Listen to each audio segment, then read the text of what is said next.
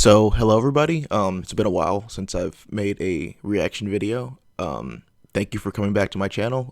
I've seen a lot of the comments that have wanted to look at certain countries and certain videos that you guys want me to react to. I also plan on making non-react content eventually. So thank you for being here. In case you don't know who I am, my channel is well, I don't know my fucking name. That Jane Becca. And I'm currently a master's student, and I'm actually finishing up my thesis this semester, so that's probably why I haven't been doing videos as often as I was last couple months ago. But I do plan on finishing that up, as I barely have any classes to do to finish my master's this semester. So hopefully I'll be brushing out a bunch of reaction videos fairly soon. And currently I have a bachelor's in biology, and I'm doing my master's in environmental science, so I like a lot of scientific and geography based stuff. So if there's any videos that you guys want me to watch after this one, feel free to just send it to me, and I'll definitely watch them. The one we're watching today is Geography Now, Uganda, by one of my favorite channels, Geography Now. I'm kind of glad that we're finally in the U's, because I kind of want to see how the United Kingdom and United States one is going to go. And as is probably fairly obvious by my accent, I am from Georgia in the United States. So yeah, obviously the state, not the country. But I kind of want to see what he's going to do for the United States. Should be an interesting episode. But hey, we got the one for Uganda now, and I definitely want to learn a bunch about this. All I know about Uganda is where it is, which I think is in like Southeast Africa. I know they have a chicken for their flag. I don't know why. Maybe it's connected to France, because I know that the rooster is like the symbol for something in France. I always see them with those like the hats on during like World Cup games. So I don't know where that comes from, but I imagine there's probably some historical precedence for that. And the only other thing I know about Uganda is that meme that I really didn't like from a couple years ago. It was like Ugandan Knuckles, which was like funny for like 2 weeks, and then people kept using it for months. But you know, that's just the internet. So it's like those fucking terrible Ohio jokes from TikTok, which are extremely not funny and obviously made by like 12-year-olds. But anyway, let's go. Let's start. And thank you. And also, if you haven't been subscribed to either my channel or Geography Now, I definitely want you to subscribe. More so to the people who actually make these videos, like Paul, who makes these videos, which are very hard to make, I would assume. So please subscribe to Geography Now if you aren't. So yeah, and feel free to comment anything in the comments, because while I try to be make smart comments, I guess a lot of them can obviously be ignorant just because of where I am, the imperial core of America. But blah blah blah. That's just like a ignoring leftist shit. So let's actually watch this video. So yeah. All right, it is endgame. We are now in the U countries, getting closer to the end of the alphabet. This episode, Uganda. Known as the Pearl of Africa, despite having virtually no pearling industry. Along with Tanzania and Kenya, Uganda is the last member of the Swahili powerhouse triplets. Don't you mean... So yeah, I assume that is actually the Southeast Africa, because I know the Swahili coast was like right next to South Africa. Quadruplets? Yeah, it's more like your third de facto language. Plus, you guys had that weird thing with Belgium, and you guys only have like 13 million people. Yeah, but we have a consistently rising GDP index with an emerging startup industry surpassing all other powerhouses. Okay, fine. Swahili quadruplets. Jeez, whatever. Let's move on. Uganda is a complex nation riddled with everything from crowns on the constituent monarchs to the crowns on the crowned cranes. Uganda, be kidding me. Yeah, I had to. Also, sorry for stopping this video constantly. I'm probably going to stop a lot during the demographics and animal sections, because that's kind of what I like to learn about. So yeah. It's time to learn geography now! Hey everybody, I'm your host Barbs. Get your Geography Now merch like this cool mug at geographynow.com. It's not selling out if it's your brand. Want to also see this really cool Uganda shirt that I'm wearing? Yeah, it was made by Geography Ruba. Remember her from the Sudan episode? She makes these... Kind of want to buy some of these shirts, but like since I'm African American, I'm technically not connected culturally to any of the countries where I technically get my genes from, which I imagine is mostly like the West Coast, Nigeria, not West Coast, but like West Africa. So like Nigeria, Mali, trying to think what else was on, like, I actually know where I'm from, but whatever. So it's that, and like a little bit of Central African, I think, like Democratic Republic of the Congo, and whatever tribes were in that area originally. But yeah, shirts, and if you are interested in getting an Africa logo shirt, go to unityshirtshop.com, support her business. Thank you, Ruba. And check out the Sudan episode. She was good in it with her cousin Mathani. I love diving into East Africa because the whole... Oh yeah, I'm also technically part Sudanese, which I don't understand how that happened, because I don't think Sudan was involved in the slave trade at all. So I don't know how that got... I'm also part like Coptic, but whatever. This is very American of just saying, oh, blah, blah, blah, part blah, blah, blah, but whatever, I'll stop with that. The whole region is like this geothermally active yet super lush rift valley that the Bantus and the Nilotes migrated to. And as you guys know, I love having people either from the country or people that have heritage from the country. And with that, say hi to our Ugandans, Paihan and Kimmy. What's poppin', man? How you guys doing? You guys ready?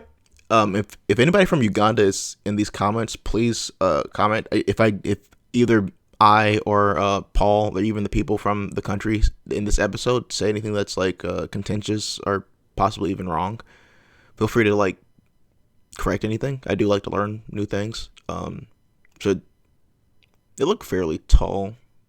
Is that I guess is everybody from this country fairly tall? I guess that's like a not subjective, but like subjective thing to say. Tallness, it's kind of hard to tell like what's tall for one person is tall to another person, but like, so like I'm 6'1". Are people in Uganda usually over that? Ready for Uganda? Let us go. Let's do it. So Uganda is a complicated place when it comes to the map, because this legally demarcated structure of Uganda is based on colonial lines versus the traditional regions. We'll explain a little more, but first, let's jump into the map with the motion graphic, shall we? Let's do it. First of all, Uganda is a landlocked country located in East Africa, straddling the equator, bordered by 5 other countries. Uganda also lays... So they have a part of like Tanzania, or Tanganyika? Yeah, Tanzania is the country, and that's like a combination of like Zanzibar and Tanganyika, which is the lake. Looks like there's some... Oh, you guys can't see my cursor at all, but I don't know that little excuse me, I don't know that like set of rivers in the middle is, or a delta or something. Claim to the largest portion of Lake Victoria, Lake cut Victoria. close at the 1 degree parallel. I thought it was called Lake Tanganyika, or is that somewhere else?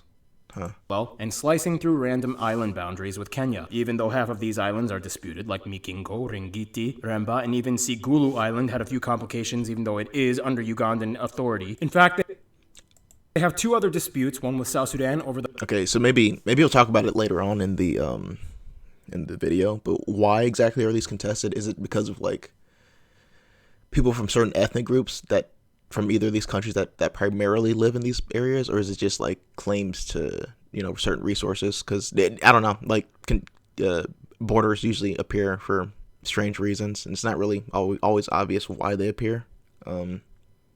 So if you know that, please put that in the comments as well. The Logoba/Moyo districts, where the border was never formally demarcated during colonial times, so they just kind of went at it. And with the DRC, you have this little guy over here in Lake Albert, Rukwanzi Island, which had a skirmish in 2007, and since then has been occupied full-time by Congolese soldiers. The country is divided into 4 regions, with the capital and largest city of the country being Kampala on the coast of Lake Victoria. Here you can also find Port Bell, the largest port, which is only a small pier where most lake-bound shipping containers are dropped off and transferred to a rail line connecting to it. Due to the layout of the city, Kampala doesn't host any airports within its metropolitan vicinity, and all travelers wishing to visit must fly to Entebbe International, which lies about 25 miles or 40 kilometers south of Kampala. This is the only international airport within the country. However, altogether there are 47 domestic regional airports and airstrips, the second and third busiest being Ora and Gulu airports in the north. Gulu actually being the third largest fairly city large in the amount of country, airports. the second being Mbabara in the south. All of Uganda is interconnected via paved and unpaved road networks, and they are part of the Trans-African African Highway Line 8 that essentially connects West Africa from Lagos, Nigeria, all the way to Mombasa, Kenya. Uganda also has some rail lines. However, today the only one in operation is the Malaba-Kampala line. Fun side note, Kampala is one of the fastest growing cities on earth, and it produces about half the country's GDP. Also, it was ranked by global development agencies as East Africa's most comfortable city. Yes, even ahead of Kigali. So we're gonna keep.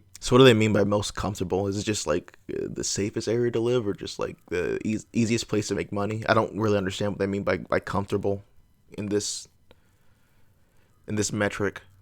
Doing this now, you're just gonna keep throwing me into the fucking ring. Hey, I'm just saying, you guys set high standards. You're like the Singapore of Africa. Yeah, and don't you forget it. Now, administratively, Uganda is composed of 4 regions. Most people in Uganda don't really even see it that way. If you really want to understand Uganda, you have to look at the traditional ruling map. Although, yes, the country is a unitary presidential republic, we'll talk more about this later, nonetheless, Uganda has one of the largest number of recognized constituent traditional monarchies and paramount chiefdoms in the world. Now, it's hard to get... It's a very interesting hat. It almost looks like the Pope hat. So I'm wondering which one came first. The Vatican, I don't know, like Catholic version of these hats, or these traditional African ones in East Africa. Get an exact number because some of the people groups have unclear succession practices with multiple claimants to the throne. So it's kind of in limbo. But for the record, monarchy in Uganda goes way back, thousands of years. It is speculated that the earliest mass dominion of rule was the Kitara Empire that existed from the early Bronze Age to about 500 AD. It was ruled by these mysterious, how do you say it?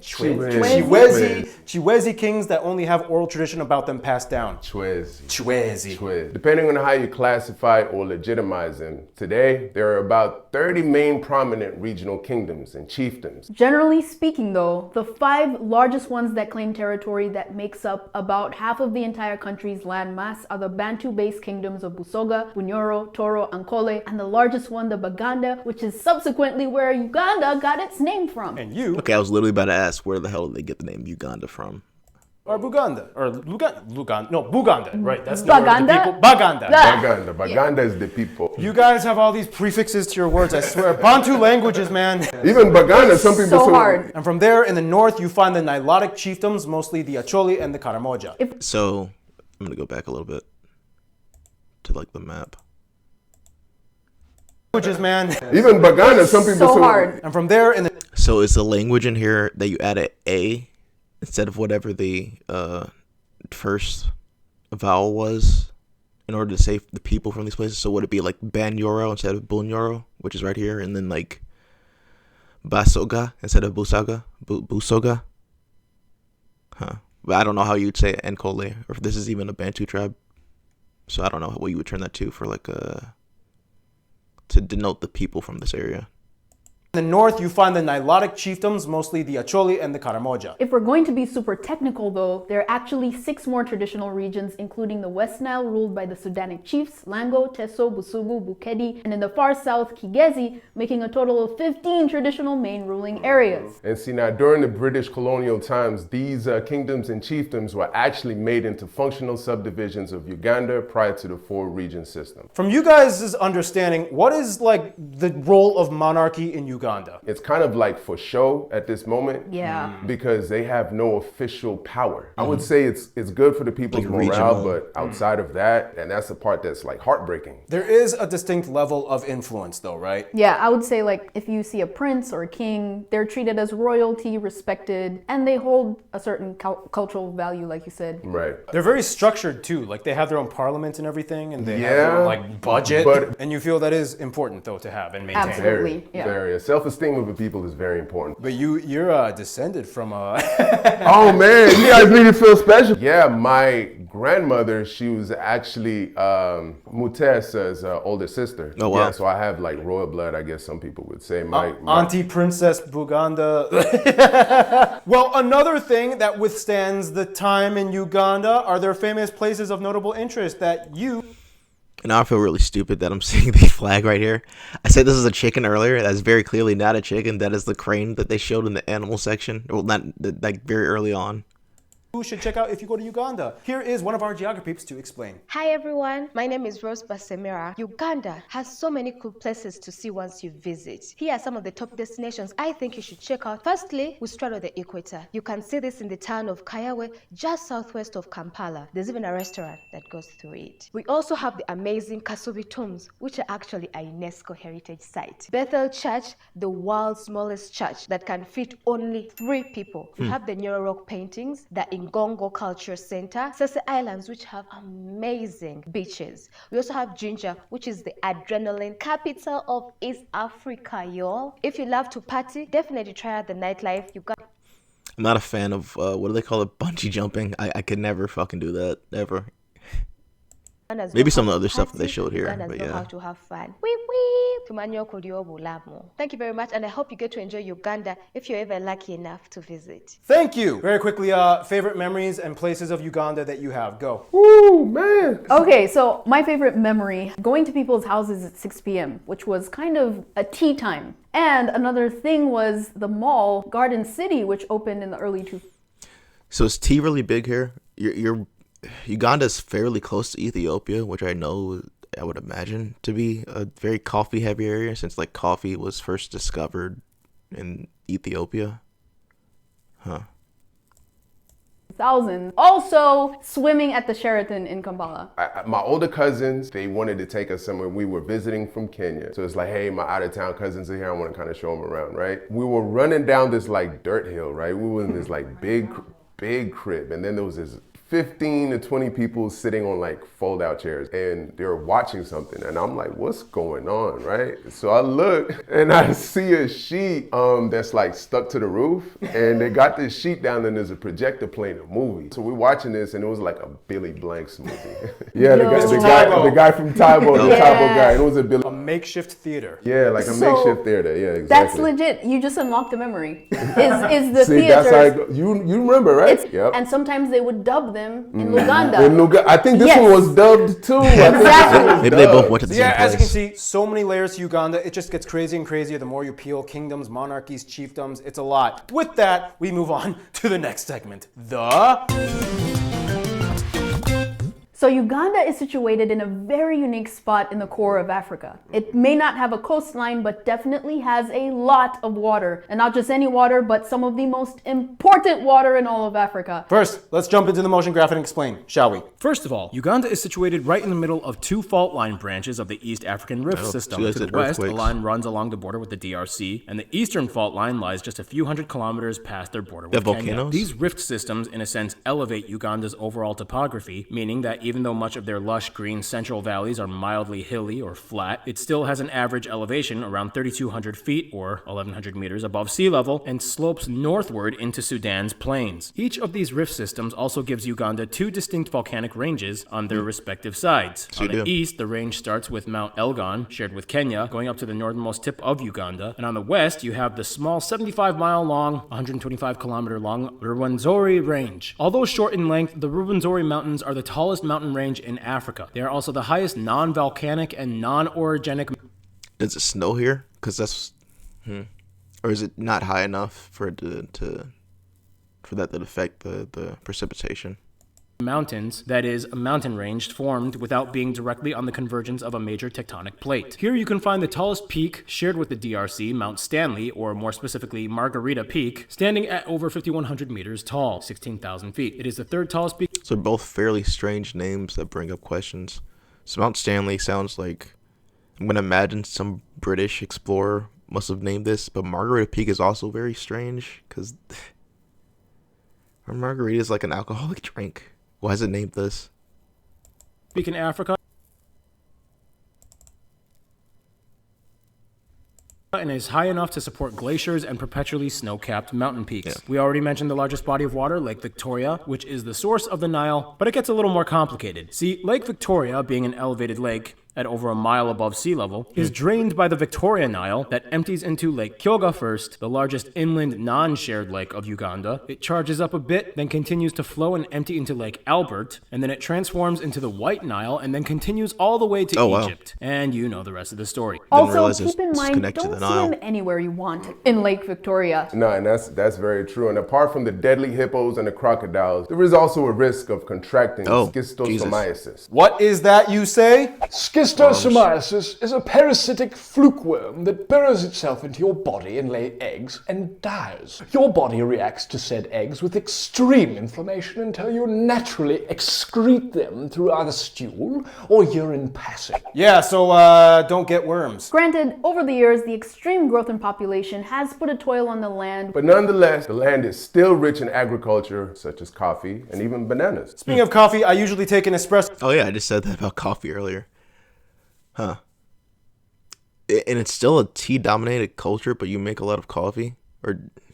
That's kind of interesting. So break, but Noah's not here. He can't do a segment, so we'll just finish off. Who better than Ugandans to talk about Uganda? So Uganda has seen a pretty noticeable economic boost in the past few decades. With an average GDP growth rate consistently hovering over the 5 to 6 percentile range, they are labeled as one of the most entrepreneurial countries, not only in Africa, but the world. For one, yes, of course, they have quite a number of mineral resources, such as copper, cobalt, limestone, and so on. And also in September of 2022, like cobalt has to be nice. Well, if you guys are actually getting paid for it. So I know a lot of European countries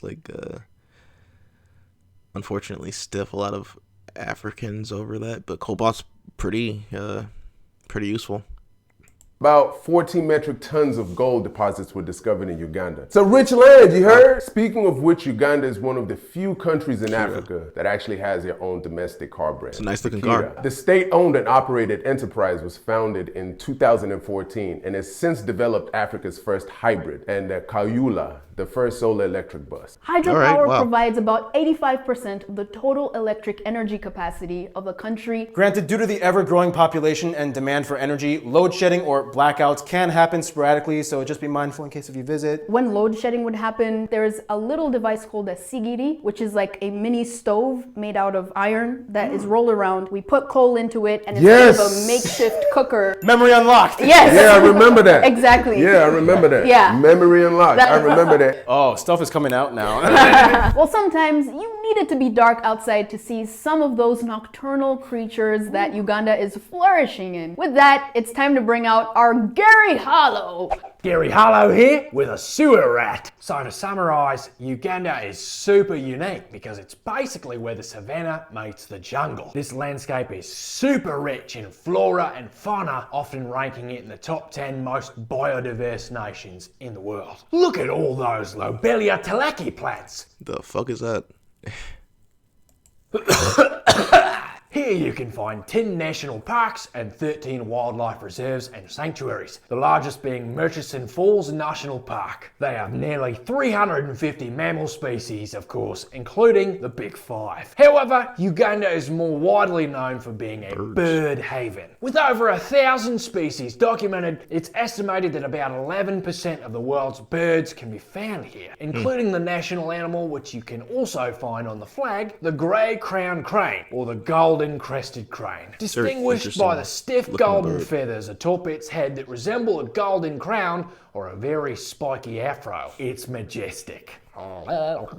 This hat here is my crown. By the way, nice new haircut, Gary. How do you feel? I feel lighter. Not only did I get a haircut, I showered for the first time in months. Lake Bunyonyi, with its 29 islands, is known as the most popular place people go That's a nice looking place.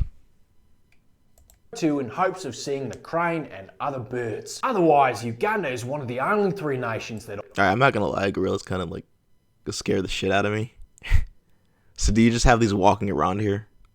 offer tourists to see mountain gorillas. The windy, impenetrable forest has about half of the world's critically endangered primates, and the people wishing to see them are required to get a permit. The number of tourists is tightly controlled as to avoid disturbance. You do not want to disturb a gorilla. So those are some of the top wildlife facts on Uganda. Now I'm about to tame the wildest creature on the planet, my daughter! Gotta love that great crowned crane. Now, another thing you can't compare it to is a luscious, hearty cuisine. They know how to handle their way around the kitchen, and that's for real. Oh, yeah. So let's discuss the food of Uganda. And who better to do it than another one of you guys, the Ugandan geography peeps. Go! Hey everyone, I'm back again, and I'm here to tell you about the food of Uganda. Rice. Firstly, within Uganda, each tribe is distinguished by their staple dishes. For example, the Acholi and Langi people have lots of dishes with millet and peanut butter. In the West, they use a shawe, which is like a mayonnaise-like sauce. The Basoga people specialize in cassava, and the Bagishu people like to smoke bamboo shoots, which we locally call malewa. The Baganda specialize in Luwombo, which is like an African tamale. But one thing is for I feel like I've seen those last ones before. I haven't seen anything else in this group, but that last thing, maybe not. Kind of looks similar to like Vietnamese food. Sure, we are the matoke republic. Why? We love cooking with matoke. We have plenty of matoke and can put it in almost any dish. Boiled, fried, stewed, mashed, whatever, we can do it. On the streets, you might find a very popular snack. Fried grasshoppers, fried white ants. Children do love these. And finally, you cannot end off Uganda without getting yourself a Rolex. And no, I'm not talking about the expensive watch. To us, a Rolex is a chapati with eggs and anything from veggies, minced meat, sausages, rolled up together, or roll eggs, hence Rolex. You get the gist. It's a very popular street food. Everyone loves it. No one doesn't. Thank you, and I hope you get a chance to come to Uganda and enjoy our wonderful cuisine. Bye. Thank you. Speaking of food, favorite Ugandan food, go. We would have matoke, and then obviously we would have some greens to eat with it, right? Ugali posho with beans is really good. Love the Rolex rice. So ugali looks like it's kind of widespread in a lot of African countries. I've seen that on like a couple of the African Geography Now videos. Those are actually really, really good. So as you can see, the natural side of Uganda has so many layers to peel. The only thing more complex than it would be the people of Uganda. With that, let's move on to the next segment, All right, guys, very quickly, which ethnic group or tribe or people group are you from in Uganda? Well, I am half Banyankole and half Bifumbira. Well, it's for me, Kenya, Congo, and then in Uganda, my tribe is the Baganda people. How would Uganda stick out from the rest of East Africa, or Africa in general? I would say, compared to Tanzania and Kenya, we really do not speak Swahili like that. Like, we speak English and then we break it down into different tribal languages. You know, my diverse background, I'm able to compare and contrast. In Uganda, if you say something with a different tone, you could be changing the entire meaning of your sentence, or your entire meaning of the word. The one thing that unites all these languages is the cadence. That's like the intonation, the tone. Yeah, exactly. That's why I'm so scared of some of the words I'm pronouncing. I don't know if I'm pronouncing them right. My mom would kill me. She'd be like, "No, that's not how you say it." You're doing great. You say it. Thank you. I appreciate that. All right, cool. And with that, let's just break it down statistic-wise in the motion graphic. Here we go. So population-wise, Uganda is made up of about 47 million people and is one of the fastest growing countries on Earth. They added 13 million to their population in only 10 years. Also, keep in mind about 1.5 million of these people are refugees from neighboring countries, about 85% from the DRC and South Sudan. The country is made up of about 56 tribes and ethnic groups. However, Bantu groups make up the largest demographic. In fact, the 4 largest tribes are Bantu and make up almost half of the entire population. They are the Baganda at about 17%, the Banyankole at about 10%, the Basoga at about 9%, and the Bakifa at about 7%. From there, the 5th largest group, the Iteso, are a Nilotic group and make up about 7%. From there, the remainder of the country is made up of other various Bantu, Nilotic, Hamitic, and Sudanic groups. Some are multi-ethnic Ugandans, and a small community of... What? Okay. I've heard of Bantu. Obviously, that's kind of what I'm assuming most of what I am. The Nilotes are from generally East Africa. Sudanic, obviously from Sudan. What is a Hamitic person? What places are they usually from? I've never seen anybody from, or even called Hamitic before. Of Asians, mostly Indo-Ugandans, that are mostly descended from Gujarati Indians from India. So we use the Ugandan shilling as our currency. However, keep in mind, we also do not mind using euros or dollars as well. Uganda uses the type G plug outlet and they drive on the left side of the road, former British colony, so left side. Now, language-wise, English and as of 2022, Kiswahili are the official languages. How do you guys feel about that? I think it's very, very important, and I think it's a beautiful thing that they have done that, because Yes. that's going to be one of the vehicles that the African people use. We have our diversified languages, and I think that's beautiful. But in addition to that, to make our connection a lot stronger, we need to have one unifying language. Even though not all the regions are natively Kiswahili, Right. it's still kind of a unifying thing that brings them Right. together, and you support the Kiswahili movement. I mean, right? that's Exactly. how. However, keep in mind there are about 70 other languages spoken throughout Uganda. 41 are indigenous, and they are divided into 4 main groups. Keep in mind, though, that the Luganda language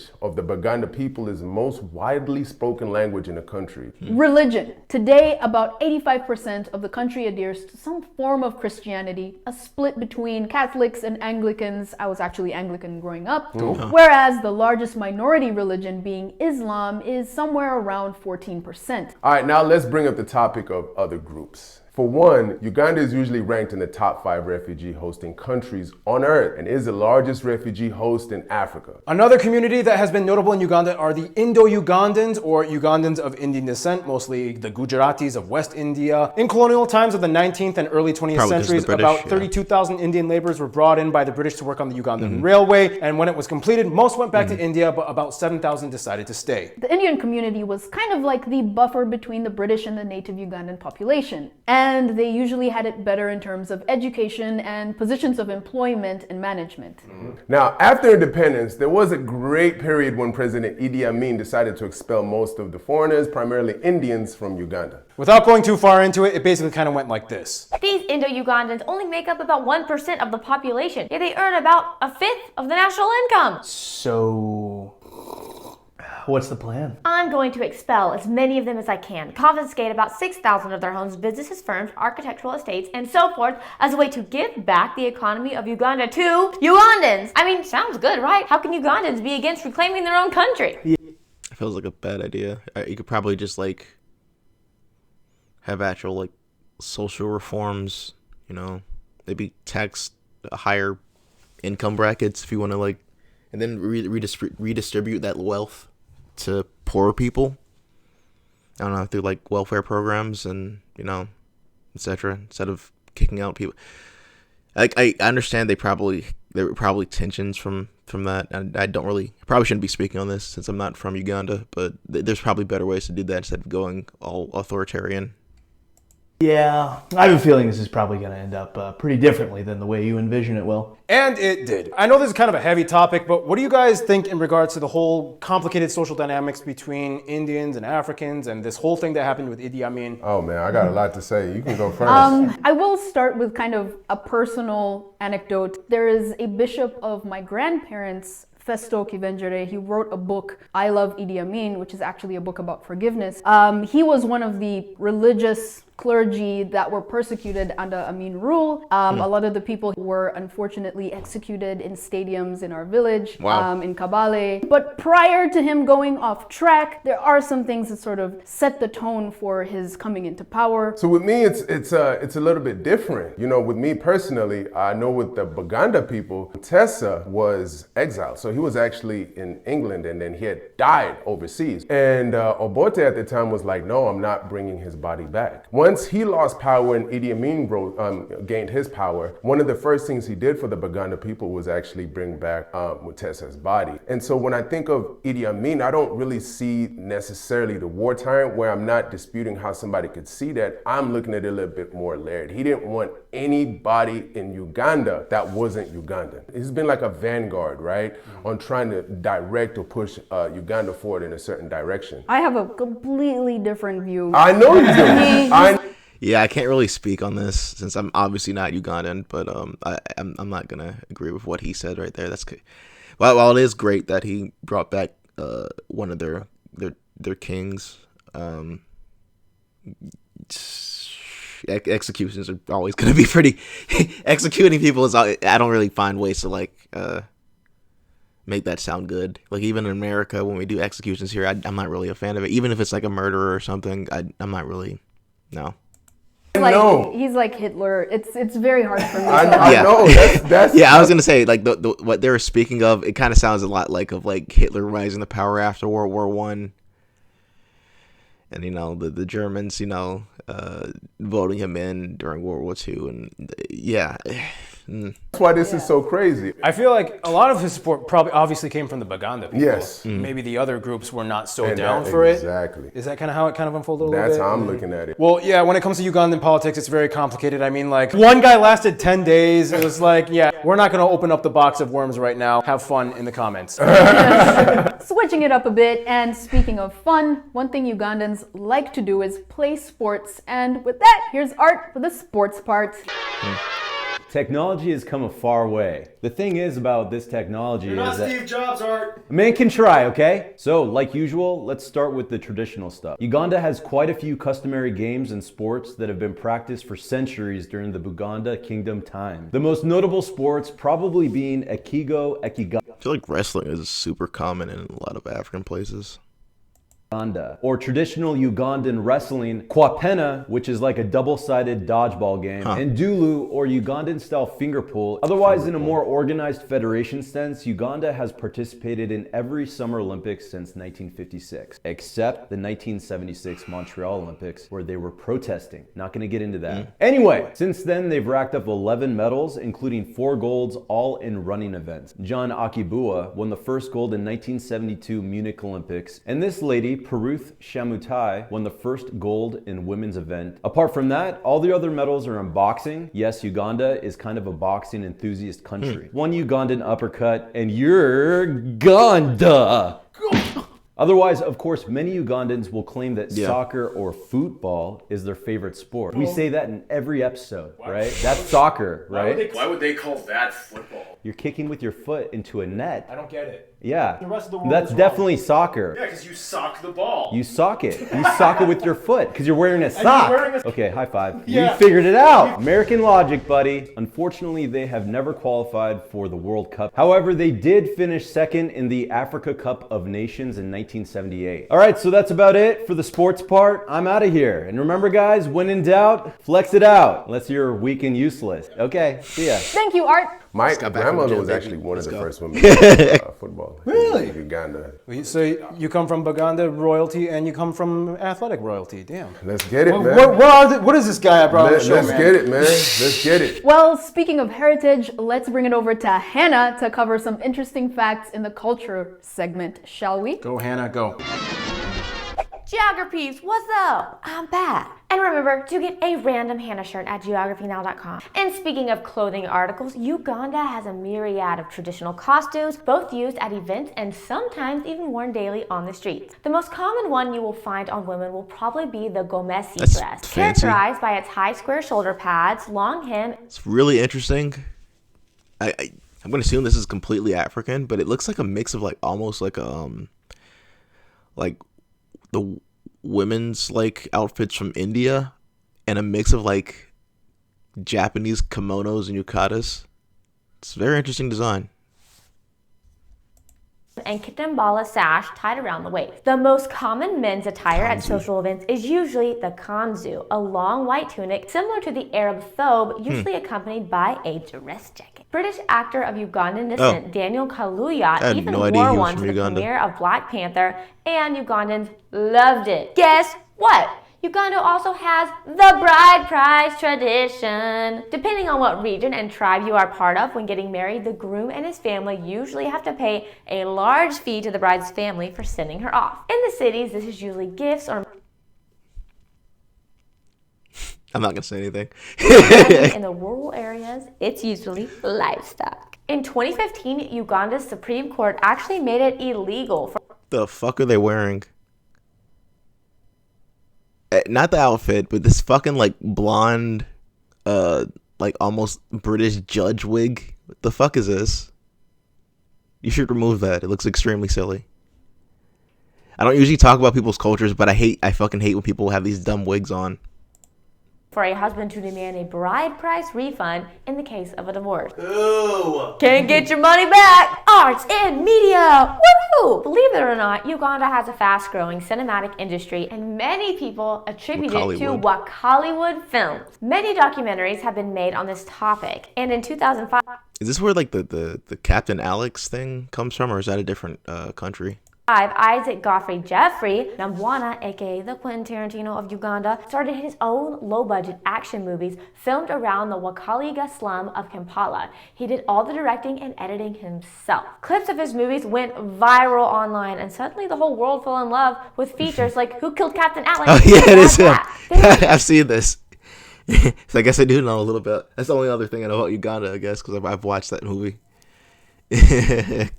Even featured in the Seattle International Film Festival and earned an encore presentation. One guy just wanted to have fun, and suddenly it became an industry. Well, another industry in Uganda would be the music industry, and normally I'm really bummed about this segment, but right now I'm so pumped because Keith's not here, so I brought my other half to do the segment. That puts me in an awkward position. But the music in Uganda has an interesting backstory. Every tribe and ethnic group has their own distinct style of vocals, dances, and instruments. But the most popular traditional style would probably be the fast-paced baksimba, which uses fast percussion made up of gourd rattles, cow horn trumpets, and various stretched animal skin drums. This is usually accompanied by the muwagola dance, performed by women, which feature feathered belts tied around the waist to accentuate the rapid hip shaking. Bakasimba has made its way into modernity and has been incorporated in contemporary Ugandan music, the most well-known genre probably being the Kadongo Kamu, created by the Baganda people in the 1960s. Some say Fred Masagasi being the father of that genre. The guitar was used as sort of a substitution to imitate the bass drum used in Bakasimba, and the rest is history. In fact, there's a word in the Lugandan language, nyege nyege, which means an irresistible urge to dance. And so, Uganda made the Nyege Nyege International Music Festival. The events include performances mostly focusing on Eastern African artists, but also include some from outside Africa. Otherwise, contemporary Ugandan artists today have worked their way up into the mainstream African music scene. Kimmy has an interesting story on how she got a #1 hit in Uganda, so I'm out. Back to Kimmy. She's awesome. See ya later. Thank you. By the way, you guys are both musicians. Yes. So, fun fact, I actually had a radio #1 hit in Uganda in 2012, inspired by Navio, who was a huge Ugandan artist. One of the people who put me on was Lillian of the very big pop group Blue 3, and Pion's also an artist as well. Yeah. So that's actually how we met. So you can go to PS Rebels Everything. You could check out our music. You and your brother, right? Yeah, me and my brother. We're working on new videos now, and I'm always open to like collaborating. Support the artists. So collaborating with new artists, man. Gotta plug the guest host, man, as much as possible. Plug. Thank you so much, Paul. Well, we've covered so much. The only thing left to talk about are the Friends of Uganda. This is gonna be an interesting one. Let's jump into it.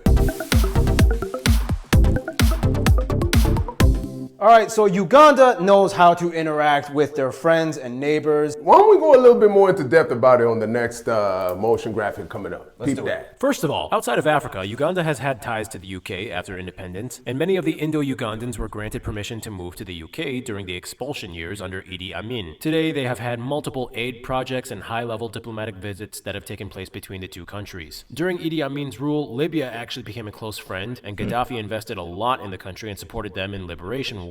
They even built a mosque named after Gaddafi. Today, though, less attention has been focused on between the two since Libya has had to deal with more of their own internal affairs due to current events. If we're going to talk about their best friends, however, we have to bring it back to It's because of America. Yeah. East Africa. For one, South Sudan and the DRC are, as mentioned in the episode, the largest refugee nations that arrived to Uganda. The three countries have had lots of interaction between them and their ethnic groups, dating back centuries even before current borders were established. Rwanda is kind of seen as like the stable, strict, clean, organized neighbor friend that acts nice to them, but is kind of low-key competing with them in almost every field. Both of them kind of secretly want to see who can out-economic growth spurt the other, but they still love each other and get along well. It's like the best competing friendship in East Africa. That's good. That's like the one good part of capitalism. It's a competition. Meanwhile, Burundi is watching in the corner, taking notes, hoping they can do the same eventually. When it comes to their closest friends, however, more or less, most Ugandans that I talk to have said that it's either Tanzania or Kenya or both. Generally speaking, these three countries are the trifecta powerhouses that keep East Africa afloat. Nearly everything trade-wise, finance-wise, education-wise, and even culture. So are these three countries also part of that, like, the proposed, like, East African Federation? I heard about that, like, a year ago or something. I have no idea if it's still going through, but are they part of that? Culture-wise, goes through these three countries when it comes to East African affairs. They all pretty much started the whole Kiswahili revolution that initiated the first indigenous lingua franca to be used on the African continent, and being an official language of the AU, they share the same history of being former British colonies, and hence they also speak English. They also share the same foods, the same dance moves, they often intermarry and have families, and overall, these three get each other the best out of all other countries. In conclusion, you two are the Ugandans. I gotta give this to you. I'm out. Uganda, you are awesome. Entrepreneurial, as we've learned, a drive to keep pushing despite the limits that have been placed on us. You know, Uganda just continue having this spirit and protecting the essence of what it means to be a Ugandan. So that's why I think it's very, very important for Ugandans to continue controlling our direction and controlling what we want to do. And as you see, y'all have just rocked with us this whole time. We just barely touched the surface, but it's a very rich and diverse history, and let's keep it that way. One love. Cool. This was cool. We held it down. Yeah, you guys held it absolutely. down. That was really great. All right, guys. So, Yeah, so it was nice learning about this country. If anybody wants to comment, feel free. I'm going to try to, I don't know, within the next couple of days, kick out a couple more reaction videos, especially for the people who have responded to my last couple of Geography Now reactions. And I'll be sure to put those up fairly soon. So thank you. stay tuned. Ukraine is coming up next. Oof. Oh, Jesus. Well, yeah, thank you for watching this video, and this next one's going to be pretty interesting for when Ukraine comes out. So, see y'all.